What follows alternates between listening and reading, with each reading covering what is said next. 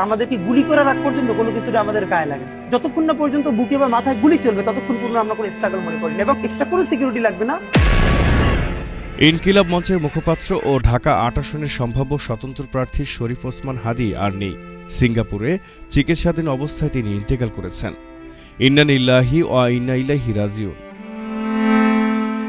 বৃহস্পতিবার রাত 10টার দিকে সিঙ্গাপুরে ওসমান হাদীর মৃত্যুর বিষয়টি নিশ্চিত করেন পররাষ্ট্র মন্ত্রণালয়ের একজন কর্মকর্তা।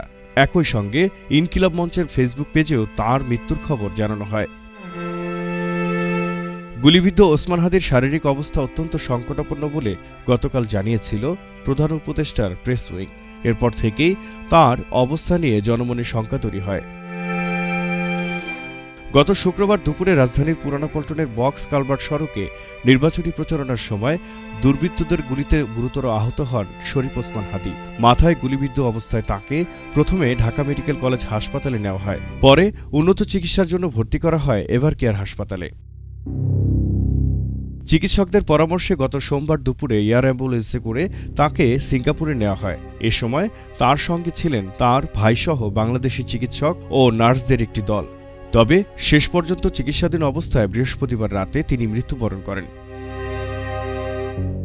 এদিকে ওসমান হাদীর ওপর হামলার ঘটনায় আইনশৃঙ্খলা রক্ষাকারী বাহিনী ফয়সাল করিম মাসুদ নামের একজনকে প্রধান হামলাকারী হিসেবে চিহ্নিত করেছে।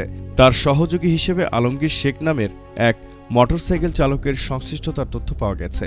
পুলিশ ও র্যাবের তথ্য অনুযায়ী এই দুজন অবৈধভাবে সীমান্ত পাড়ি দিয়ে ভারতে পালিয়ে গেছেন। হামলার ঘটনায় এখন পর্যন্ত পুলিশ ও র্যাব ১৪ জনকে আটক ও গ্রেপ্তার করেছে। তাদের মধ্যে রয়েছেন ফয়সালের বাবা মোহাম্মদ হুমায়ুন কবির, মা মোসাম্মদ হাসি বেগম, স্ত্রী সাহেদা পারভিন সামিয়া এবং শ্যালক ওয়াহিদ আহমেদ সিপু। এছাড়া গ্রেপ্তারদের মধ্যে আরও রয়েছেন মোহাম্মদ নুরুজ্জামান নোমানী ওরফে উজ্জ্বল, মোহাম্মদ কবির, আব্দুল হান্নান, মোহাম্মদ হিরণ, মোহাম্মদ রাজ্জাক, ফয়সালের বান্ধবী মারিয়া আক্তার এবং হালুয়াঘাট সীমান্তের মানব পাচারকারী হিসেবে পরিচিত সিমিরন দিও ও সঞ্জয় চিসিম।